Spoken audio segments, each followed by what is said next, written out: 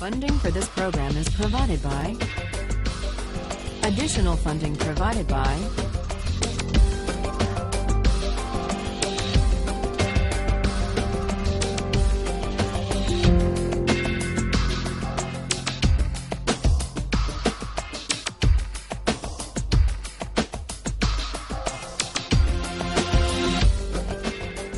Last time, we were discussing the distinction that Rawls draws between two different types of claims.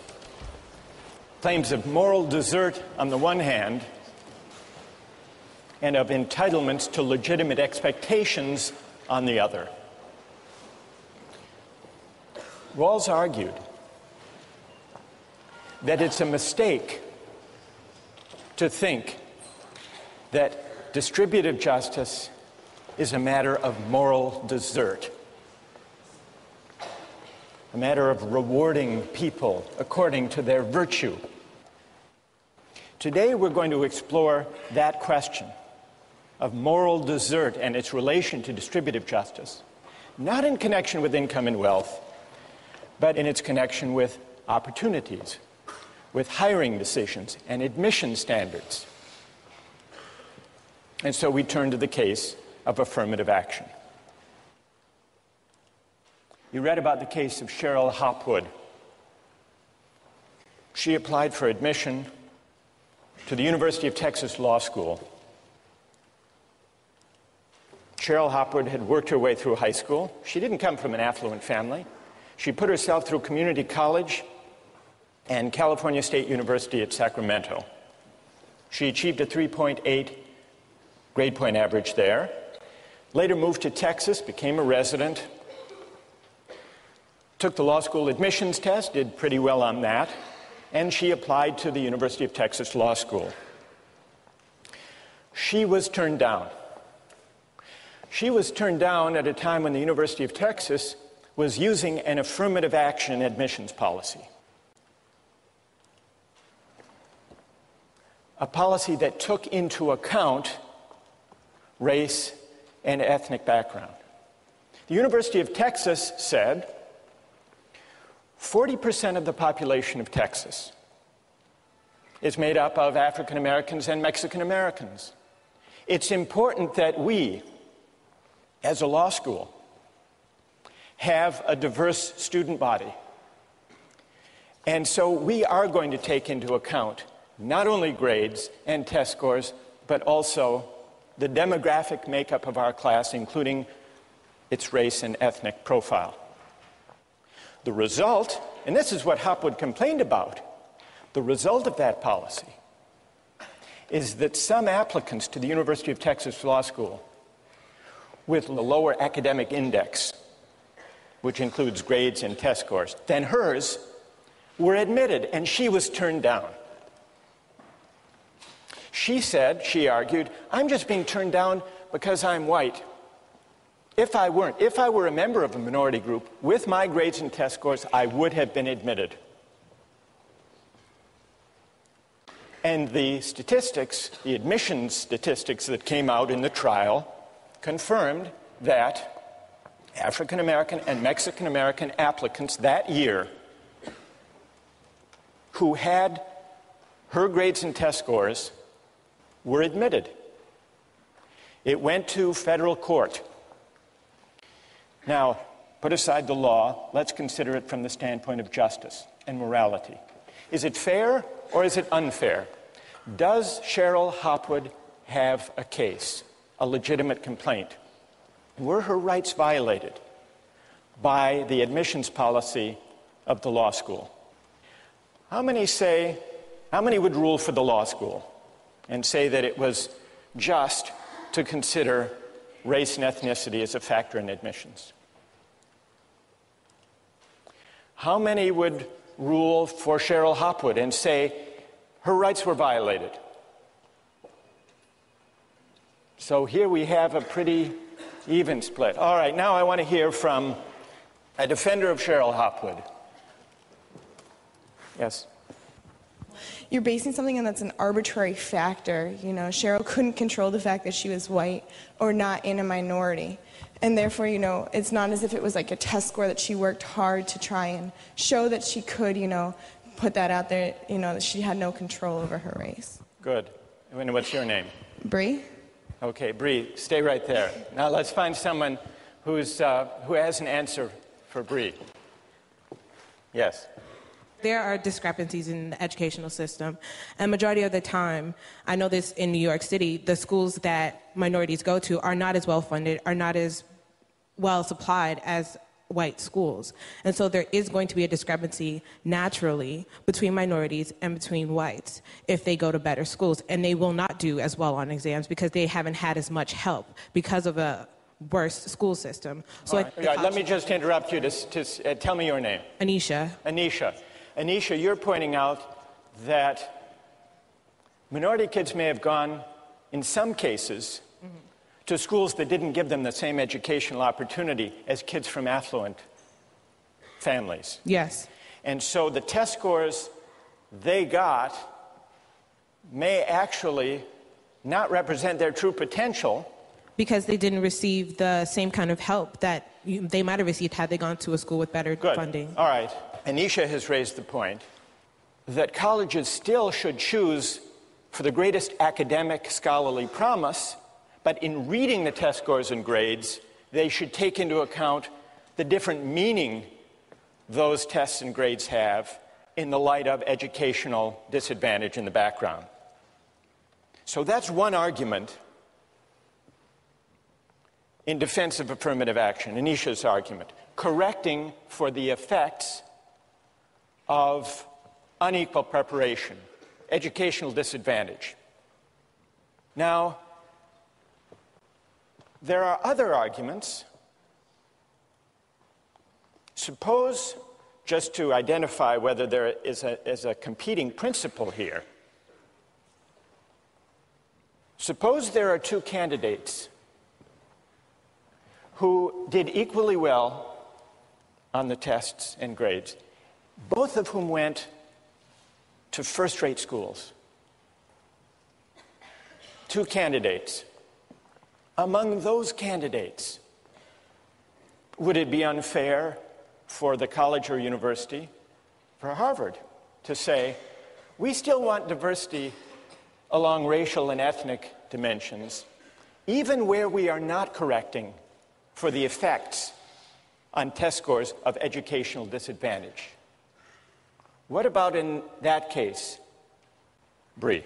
If it's that one thing that puts, someone over the edge, then I guess that would be, justifiable. If everything else about the individual first, though, everything they consider about that person's, talents and where they come from and who they are without these arbitrary factors is the same. Without these arbitrary factors, you call it.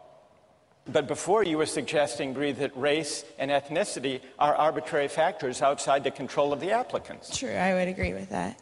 And your general principle is that admissions shouldn't reward arbitrary factors over which people have no control. Right. All right. Who else? Who else would like to? Thank you both. Who else would like to get into this? What do you say? Well, first of all, I'm for affirmative action temporarily, but for two reasons. First of all, you have to look at the university's purpose. It is to educate their students. And I feel that different races, people coming from different races have different backgrounds and they contribute differently to the education. And second of all, when you say they have equal backgrounds, that's not true when you look at the broader picture and you look at slavery. And this is kind of a reparation. I think affirmative action is a temporary solution to alleviate history and the wrongs done to African Americans in particular. And what's your name? David. David, you say that affirmative action is justified, at least for now, as a way of compensating for past injustice, the legacy of slavery and segregation. Right. Who wants to take on that argument? We need now a critic of affirmative action. Yes, go ahead. I think that what happened in the past has no bearing on what happens today, and I think that discriminating based on race should always be wrong, whether you're discriminating against one group or another. Just because our ancestors did something doesn't mean that that should have any effect on what happens with us today. All right, good. I'm sorry, your name is? Kate? Kate. All right, who has an answer for Kate? Yes. I just wanted to comment and say that... Tell us your name. My name is Mansour. Because of slavery, because of past injustices, today we have a higher proportion of African Americans who are in poverty, who face less opportunities than white people. And so because of slavery 200 years ago, and because of Jim Crow, and because of segregation, today we have injustice based on race. Kate? I think that there are differences, obviously, but the way to fix those differences is not by some artificial fixing of the result. You need to fix the problem. So we need to address differences in education and differences in upbringing with programs like Head Start and giving more funding to lower income schools rather than trying to just fix the result so it makes it look like it's equal when really it isn't.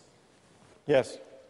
Well, with regard to affirmative action based on race, I just want to say that white people have had their own affirmative action in this country for more than 400 years.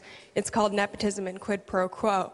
So there's nothing wrong with correcting the injustice and discrimination that's been done to black people for 400 years. Good. Tell us your name. Hannah? Hannah. All right, who has an answer for Hannah? And just to add to Hannah's point, because we need now someone to respond. Hannah, you could have also mentioned legacy admissions. Exactly. I was going to say, if you disagree with affirmative action, you should disagree with legacy admission, because it's obvious from looking around here that there are more white legacies than black legacies in the history of Harvard University. And explain what legacy admissions are. Well, legacy admissions is giving an advantage to someone who has an arbitrary privilege of their parent having attended the university to which they're applying. All right, so a reply for Hannah. Yes, in the balcony. Go ahead. First of all, if affirmative action is making up for past injustice, how do you explain minorities that were not historically discriminated against in the United States who get these advantages? In addition, you could argue that affirmative action perpetuates divisions between the races rather than achieve the ultimate goal of race being an irrelevant factor in our society. And tell us your name. Danielle? Hannah? I disagree with that, because I think that by promoting diversity in an institution like this, you further educate all of the students, especially the white students who grew up in predominantly white areas. It's certainly a form of education to be exposed to people from different backgrounds, and you put white students at an inherent disadvantage when you surround them only with their own kind. Why should race necessarily be equated with diversity? There's so many other forms. Why should we assume that race makes people different? Again, that's perpetuating the idea of racial division within our universities and our society. Hannah? With regard to African American people being given a special advantage, it's obvious that they bring something special to the table because they have a unique perspective, just as someone from a different religion or socioeconomic background would as well. As you say, there are many different types of diversity. There's no reason that racial diversity should be eliminated from that criteria. Yes, go ahead. Racial discrimination is illegal in this country, and I believe that it was African American leaders themselves, when Martin Luther King said he wanted to be judged not on the color of his skin, but by the content of his character, his merit, his achievements.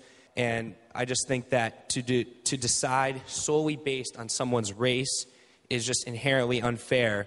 I mean, if you want to correct based on disadvantaged backgrounds, that's fine, but there are also disadvantaged white people as well. It shouldn't matter if you're white. Black. Tell us your name. Ted. Ted? Yes. Think of Hopwood. It's unfair to count race, or I assume you would also say ethnicity or religion? Yes. Do you think she has a right to be considered according to her grades and test scores alone? There is more to it than that. Universities need to promote diversity. And so you agree with the goal of promoting diversity?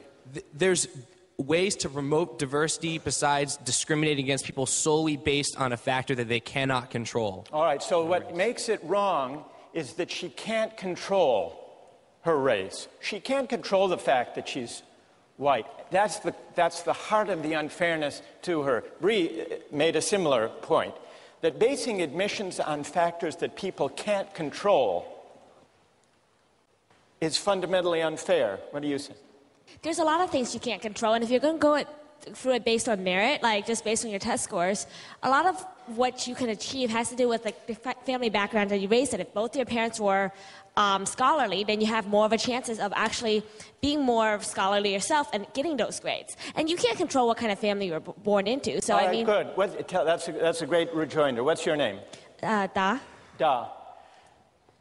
Ted, are you against advantages that come from the family you were born into? What about legacy admission?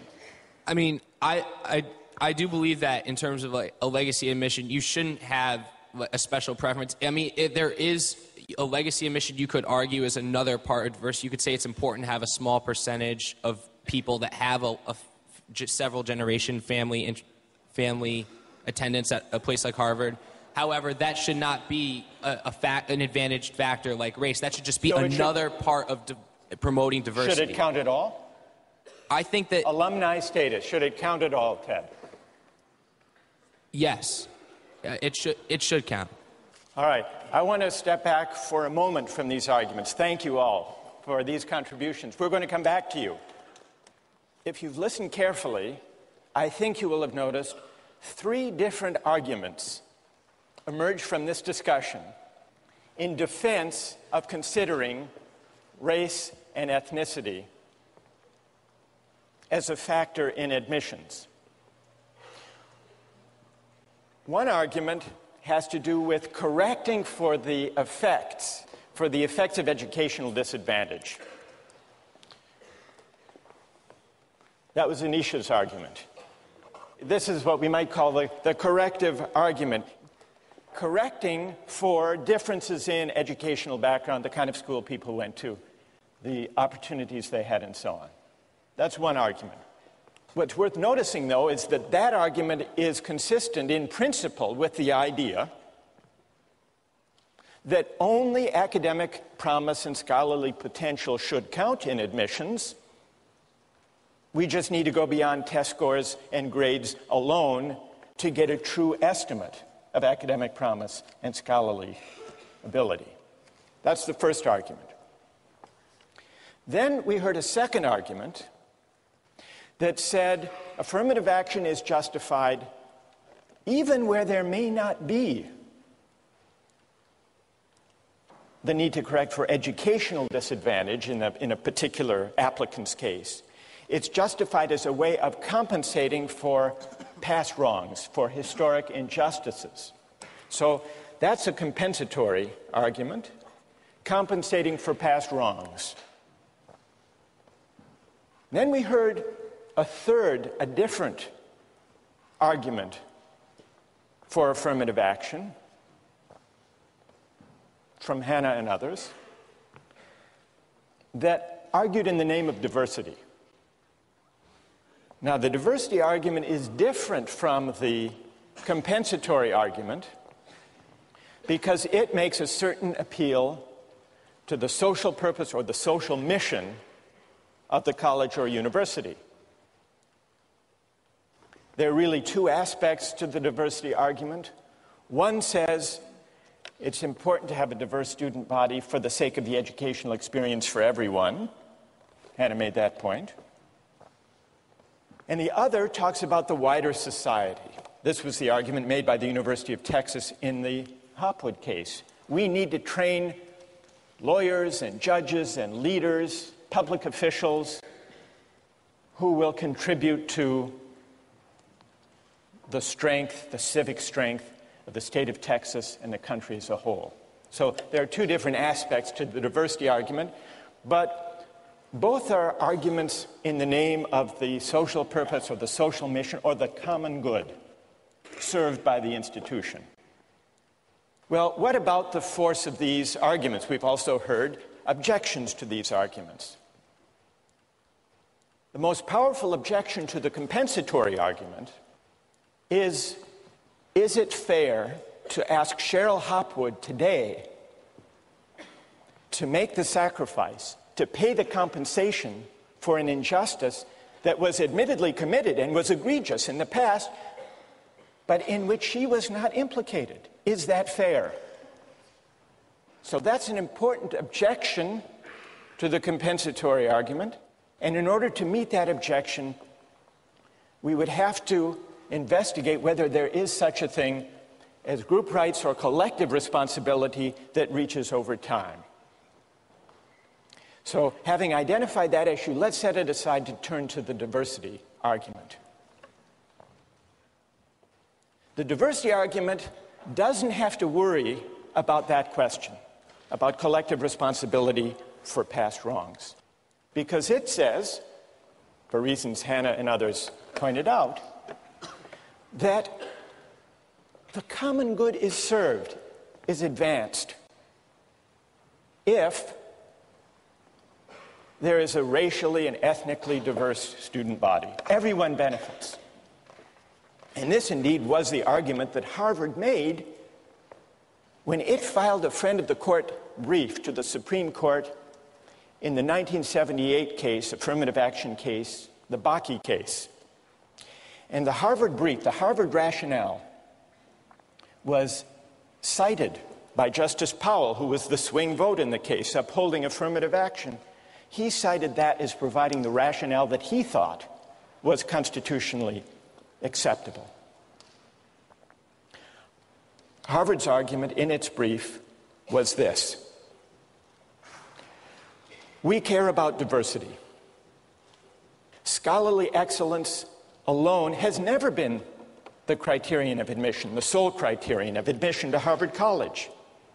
15 years ago, diversity meant students from California and New York and Massachusetts, city dwellers and farm boys, violinists, painters and football players, biologists, historians, and classicists. The only difference now, Harvard argued, is that we're adding racial and ethnic status to this long list of diversity considerations. When reviewing the large number of candidates able to do well in our classes, Harvard wrote, race may count as a plus just as coming from Iowa may count, or being a good middle linebacker, or pianist. A farm boy from Idaho can bring something to Harvard College that a Bostonian cannot offer. Similarly, a black student can usually bring something a white student cannot offer. The quality of the educational experience of all students depends in part on these differences in the background and outlook that students bring with them. That was Harvard's argument. Now, what about the diversity argument? Is it persuasive? If it's to be persuasive, it has to meet one very powerful objection that we've heard voiced here by Ted, by Bree. Unless you're a utilitarian, you believe that individual rights can't be violated. And so the question is there an individual right that is violated? Is Cheryl Hopwood's right violated if she is used, so to speak, denied admission for the sake of the common good and the social mission that the University of Texas Law School has defined for itself? Does she have a right? Don't we deserve to be considered according to our excellences, our achievements, our accomplishments, our hard work? Isn't that the right at stake? Now, we've already heard an answer to that argument. No, she doesn't have a right. Nobody deserves to be admitted. Notice how this gets us back to the issue of desert versus entitlement. They're arguing there is no individual right that Hopwood has. She doesn't deserve to be admitted according to any particular set of criteria that she believes to be important, including criteria that have only to do with her efforts and achievements. Why not? I think implicit in this argument is something like Rawls's rejection of moral desert as the basis of distributive justice.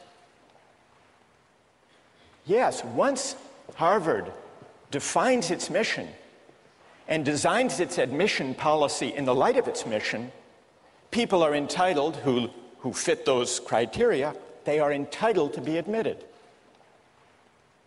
But according to this argument, no one deserves that Harvard College define its mission and design its admission criteria in the first place in a way that prizes the qualities they happen to have in abundance. Whether those qualities are test scores or grades or the ability to play the piano or to be a good middle linebacker or to come from Iowa or to come from a certain minority group.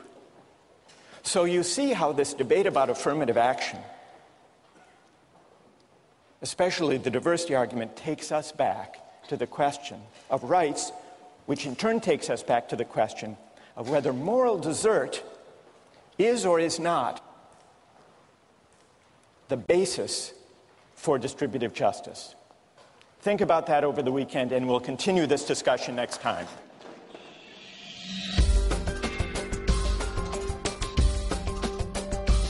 Suppose we're distributing flutes.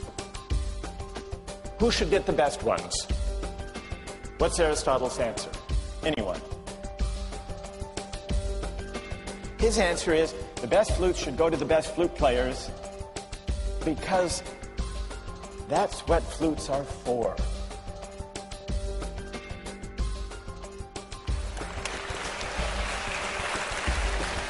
When we ended last time, we were considering arguments for and against affirmative action, counting race as a factor in admissions. And in the course of the discussion, three arguments emerged, three arguments for affirmative action. One of them was the idea that race and ethnic background should count as a way of correcting for the true meaning of test scores and grades, getting a more accurate measure of the academic potential those scores, those numbers represent. Second was what we called the compensatory argument, the idea of righting past wrongs, past injustice. And the third was the diversity argument. And when Cheryl Hopwood in the 1990s challenged the University of Texas Law School's affirmative action program in the federal courts, the University of Texas made another version of the diversity argument, saying that the broader social purpose, the social mission of the University of Texas Law School is to produce leaders in the legal community, in the political community, among judges, lawyers, legislators, and therefore it's important that we produce leaders who reflect the background and the experience and the ethnic and the racial composition of the state of Texas. It's important for serving our wider social mission. That was the University of Texas Law School's argument.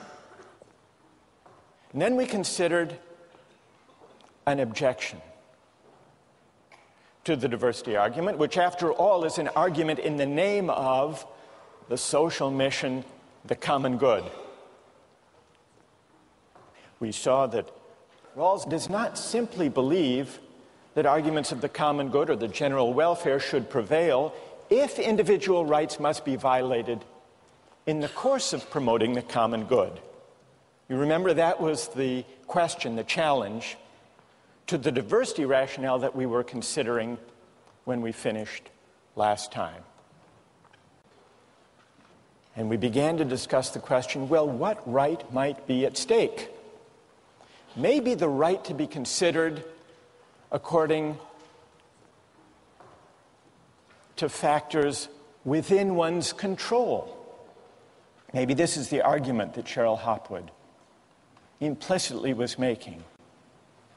She can't help the fact that she's white. Why should her chance at getting into law school depend on a factor she can't control? And then Hannah, who was advancing an argument last time, said Harvard has the right to define its mission any way it wants to. It's a private institution. And it's only once Harvard defines its mission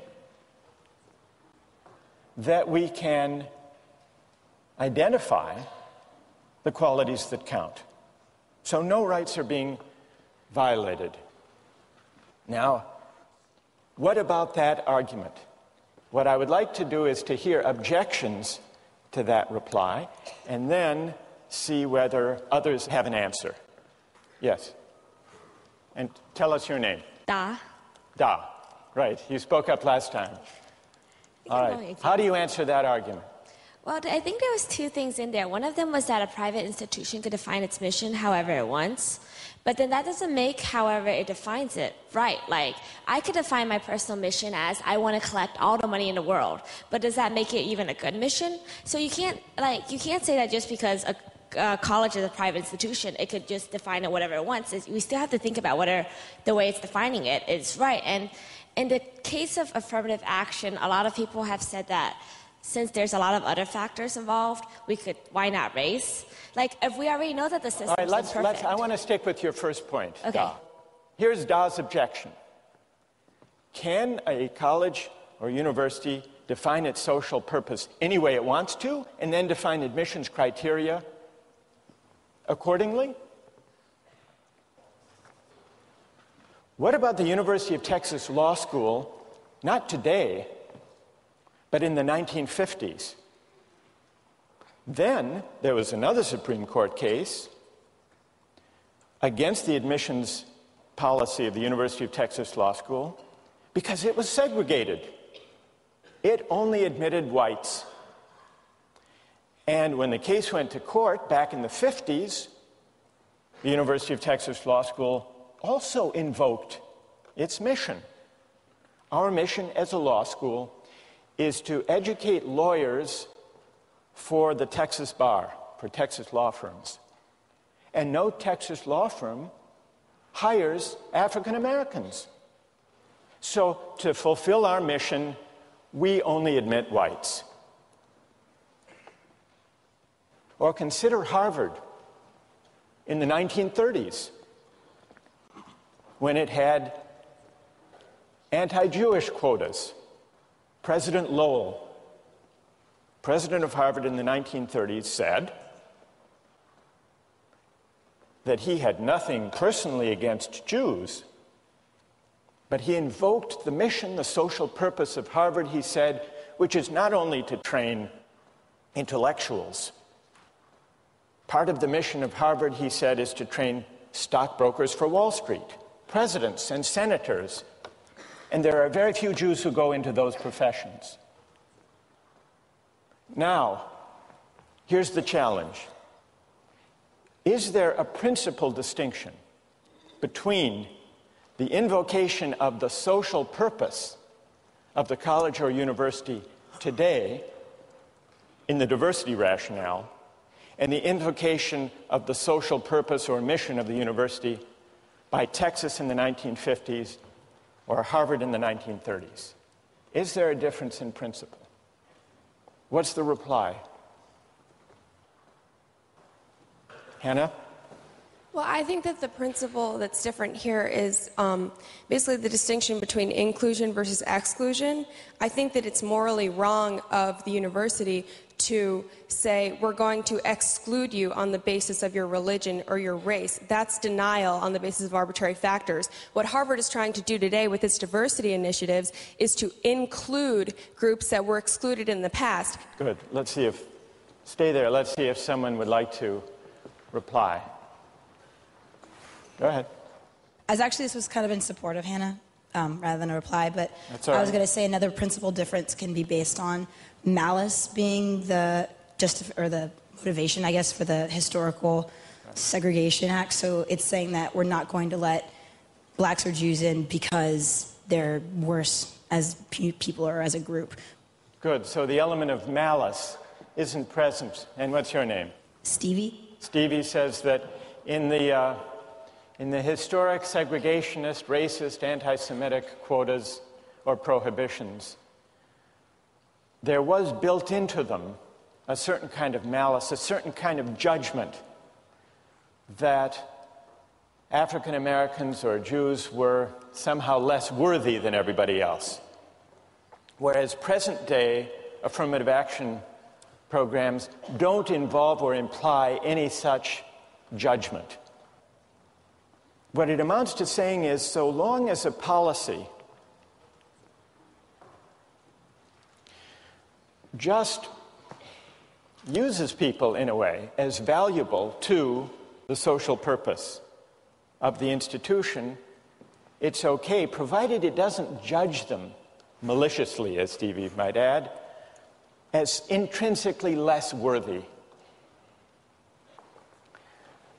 I'd like to raise a question. Doesn't that concede that all of us, when we compete for positions or for seats in colleges and universities, in a way are being used, not judged, but used in a way that has nothing to do with moral desert? Remember, we got into this whole discussion of affirmative action when we were trying to figure out whether distributive justice should be tied to moral desert or not. And we were launched on that question by Rawls and his denial, his rejection of the idea that distributive justice, whether it's positions or places in the class or income and wealth, is a matter of moral desert. Suppose that were the moral basis of Harvard's admissions policy. What letters would they have to write to people they rejected or accepted, for that matter? Wouldn't they have to write something like this? Dear unsuccessful applicant, we regret to inform you that your application for admission has been rejected. It's not your fault that when you came along, society happened not to need the qualities you had to offer. Those admitted instead of you are not themselves deserving of a place, nor worthy of praise for the factors that led to their admission. We are in any case only using them and you as instruments of a wider social purpose. Better luck next time. What was the letter you actually got when you were admitted? Perhaps it should have read something like this. Dear successful applicant, we are pleased to inform you that your application for admission has been accepted. It turns out, lucky for you, that you have the traits that society needs at the moment, so we propose to exploit your assets for society's advantage. You are to be congratulated, not in the sense that you deserve credit for having the qualities that led to your admission, but only in the sense that the winner of a lottery is to be congratulated. And if you choose to accept our offer, you will ultimately be entitled to the benefits that attach to being used in this way. We look forward to seeing you in the fall. Now, there is something a little odd, morally odd, if it's true that those letters do reflect the theory, the philosophy underlying the policy. So here's the question they pose. And it's a question that takes us back to a big issue in political philosophy. Is it possible, and is it desirable, to detach questions of distributive justice from questions of moral desert and questions of virtue? In many ways, this is an issue that separates modern political philosophy from ancient political thought. What's at stake in the question of whether we can put desert, moral desert aside? It seemed when we were reading Rawls that the incentive, the reason he had for detaching distributive justice from moral desert was an egalitarian one. That if we set desert to one side, there's greater scope for the exercise of egalitarian considerations. The veil of ignorance, the two principles, the difference principle, helping the least well off, redistribution and all that. But what's interesting is if you look at a range of thinkers we've been considering, there does seem to be a reason they want to detach justice from desert that goes well beyond any concern for equality. Libertarian rights-oriented theorists of the kind we've been studying, as well as egalitarian rights-oriented theorists, including Rawls, and for that matter also including Kant, all agree, despite their disagreements over distributive justice and the welfare state and all of that, they all agree that justice is not a matter of rewarding or honoring virtue or moral desert. Now, why do they all think that? It can't just be for egalitarian reasons. Not all of them are egalitarians. This gets us to the big philosophical question we have to try to sort out. Somehow they think tying justice to moral merit or virtue is going to lead away from freedom, from respect for persons as free beings. Well, in order to see what they consider to be at stake, and in order to assess their shared assumption, we need to turn to a thinker, to a philosopher, who disagrees with them, who explicitly ties justice to honoring virtue and merit and moral desert. And that thinker is Aristotle. Now, in many ways, Aristotle's idea of justice is intuitively very powerful. In some ways, it's strange. I want to bring out both its power, its plausibility, and its strangeness so that we can see what's at stake in this whole debate about justice and whether it's tied to desert and virtue. So, what is Aristotle's answer to the question about justice? For Aristotle, justice is a matter of giving people what they deserve, giving people their due. It's a matter of figuring out the proper fit between persons with their virtues and their appropriate social roles. Well, what does this picture of justice look like? And how does it differ from the conception that seems to be shared among libertarian and egalitarian rights-oriented theorists alike? Justice means giving each person his or her due, giving people what they deserve. But what is a person's due? What are the relevant grounds of merit or desert? Aristotle says that depends on the sort of things being distributed. Justice involves two factors: things and the persons to whom the things are assigned. In general, we say, Aristotle writes, that persons who are equal should have equal things assigned to them. But here there arises a hard question. Equals in what respects? Aristotle says that depends on the sort of thing we're distributing. Suppose we're distributing flutes. What is the relevant merit or basis of desert for flutes? Who should get the best ones? What's Aristotle's answer? Anyone? The best flute players, right. Those who are best in the relevant sense, the best flute players. Is it just to discriminate in allocating flutes? Yes, all justice involves discrimination, Aristotle says. What matters is that the discrimination be according to the relevant excellence, according to the virtue appropriate to having flutes.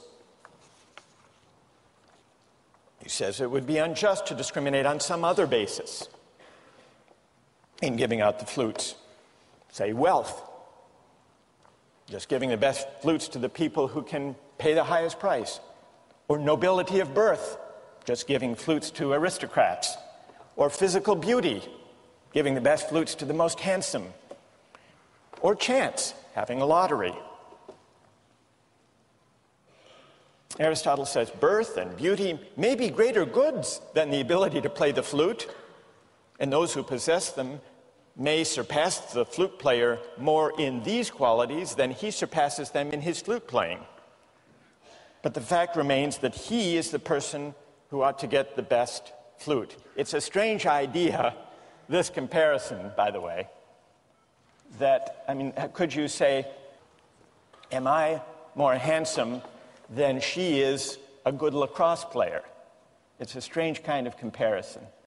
But putting that aside, Aristotle says, we're not looking for the best overall, whatever that might mean. We're looking for the best musician. Now, why? This is important to see. Why should the best flutes go to the best flute players? Well, why do you think? Anybody? What? They'll produce the best music. Well, and everybody will enjoy it more. That's not Aristotle's answer. Aristotle is not a utilitarian. He's not just saying that way there will be better music and everyone will enjoy it, everyone will be better off. His answer is the best flutes should go to the best flute players because that's what flutes are for. To be played well. The purpose of flute playing, the purpose is to produce excellent music. And those who can best perfect that purpose ought properly to have the best ones. Now, it may also be true as a welcome side effect that everyone will enjoy listening to that music. So that answer is true enough as far as it goes. But it's important to see that Aristotle's reason is not a utilitarian reason. It's a reason that looks, here's where you might think it's a little bit strange. It looks to the purpose, the point, the goal of flute playing. Another way of describing this, looking to the goal to determine the just allocation. The Greek for goal or end was telos.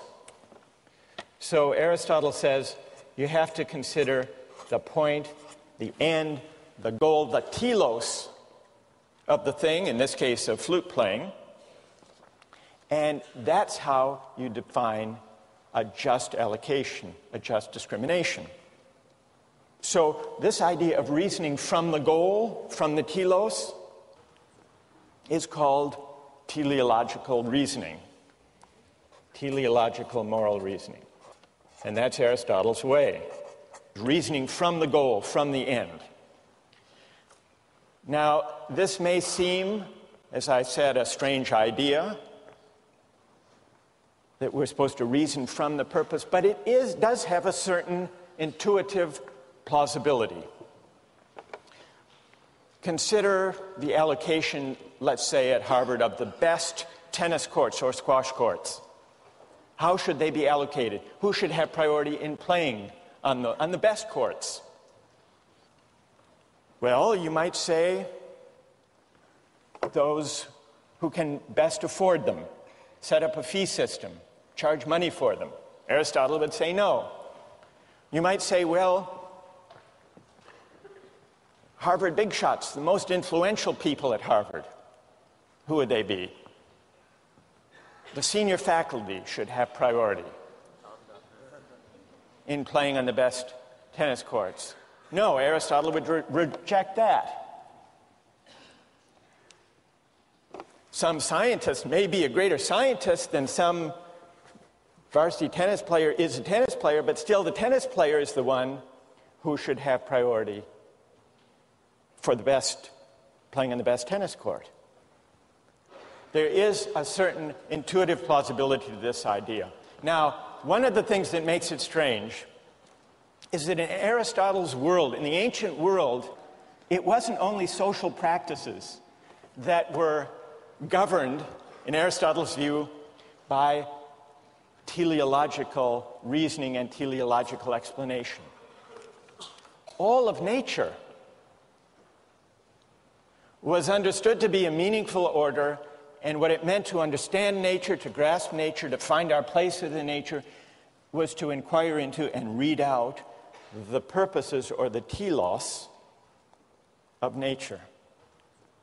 And with the advent of modern science, it's been difficult to think of the world that way, and so it makes it harder, perhaps, to think of justice in a teleological way. But there is a certain naturalness to thinking about even the natural world as teleologically ordered, as a purposive whole. In fact, children have to be educated out of this way of looking at the world. I realized this when my kids were very young and I was reading them a book, Winnie the Pooh. And Winnie the Pooh gives you a great idea of how there is a certain natural, childlike way of looking at the world in a teleological way. You may remember a story of Winnie the Pooh walking in the forest one day. He came to a place in the forest, and from the top of a tree there came a loud buzzing noise. Winnie the Pooh sat at the foot of the tree, put his head between his paws, and began to think. Here's what he said to himself. That buzzing noise means something. You don't get a buzzing noise like that, just buzzing and buzzing, without its meaning something. If there's a buzzing noise, somebody's making a buzzing noise. And the only reason for making a buzzing noise that I know of is because you're a bee. Then he thought for another long time and said, and the only reason for being a bee that I know of is making honey. And then he got up and he said, and the only reason for making honey is so I can eat it. So he began to climb the tree. This is an example of teleological reasoning. It isn't so implausible after all. Now, we grow up and we're talked out of this way of thinking about the world. But here's the question. Even if teleological explanations don't fit with modern science, even if we've outgrown them in understanding nature, isn't there something still intuitively and morally plausible, even powerful, about Aristotle's idea that the only way to think about justice is to reason from the purpose, the goal, the telos of the social practice? And isn't that precisely what we were doing when we were disagreeing about affirmative action?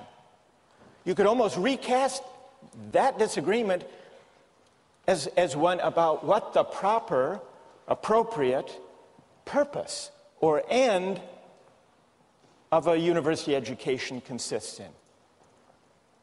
Reasoning from the purpose or from the telos or from the end, Aristotle says that's indispensable to thinking about justice. Is he right? Think about that question as you turn to Aristotle's Politics.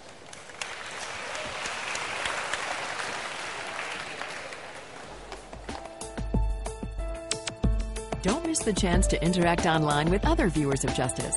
Join the conversation, take a pop quiz, watch lectures you've missed, and learn a lot more. Visit justiceharvard.org. It's the right thing to do.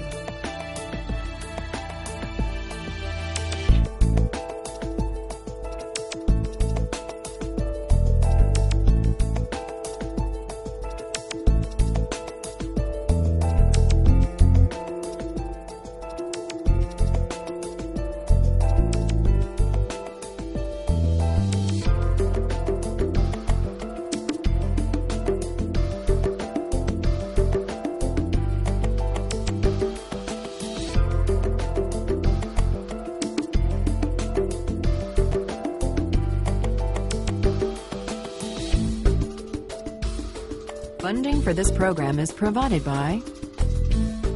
Additional funding provided by